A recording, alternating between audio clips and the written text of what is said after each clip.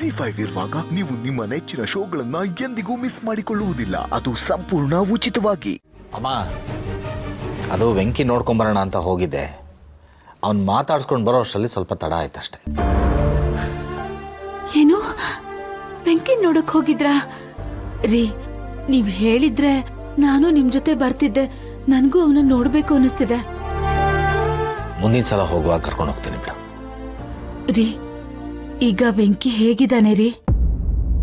ಇದನ್ನೇ ನೋಡು ತಾಯಿ ಕರಳು ಅನ್ನೋದು.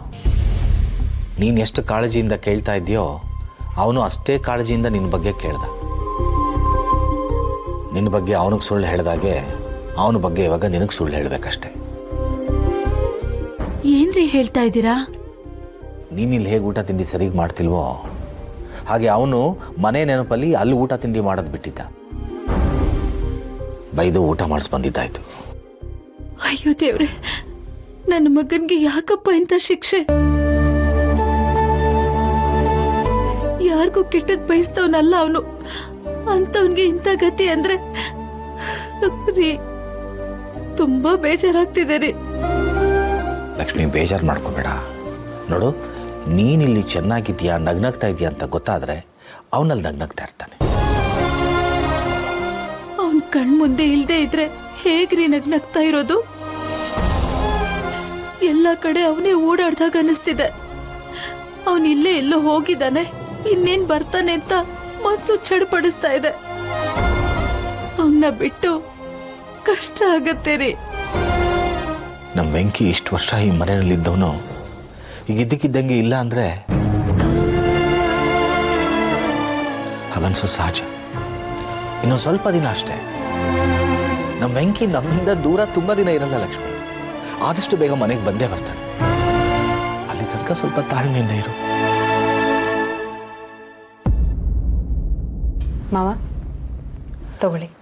ವೀಣಾ, ಏನಮ್ಮ ಇದು ಸಿಹಿ ಮಾಡಿದ್ಯಾ? ಏನು ವಿಶೇಷ?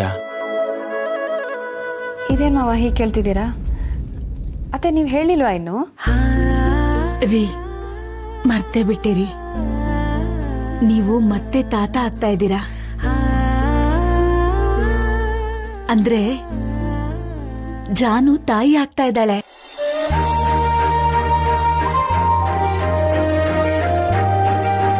ನಮ್ ಜಾನು ತಾಯಿ ಆಗ್ತಾ ಇದ್ದಾಳ? ಅಂತೂ ಈ ಮನೆಯಲ್ಲಿ ಖುಷಿ ಪಡುವಂತ ಕ್ಷಣ ಬಂತಲ್ಲ. ಲಕ್ಷ್ಮಿ, ಇದನ್ನೇ ವಿಧಿಯಾಟ ಅನ್ನೋದು. ವೆಂಕಿ ಮನೆಯಿಂದ ಆಚೆ ಹೋದ್ರೆ ನಮ್ಮನೆಗೆ ಇನ್ನೊಂದು ಜೀವ ಬರ್ತಾ ಇದೆ. ಈ ಸಿಹಿ ಸುದ್ದಿ ಹೇಳೋದು ನಿನಗೆ ಮೊದಲು ಸಿಹಿ ತಿನ್ನಿಸ್ಬೇಕು. ವೀಣಾ,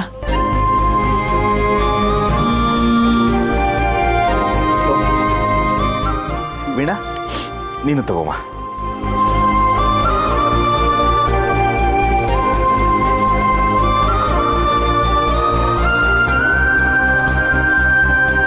ಅಮ್ಮ, ತಗೊಳ್ಳಿ ಅತ್ತೆ.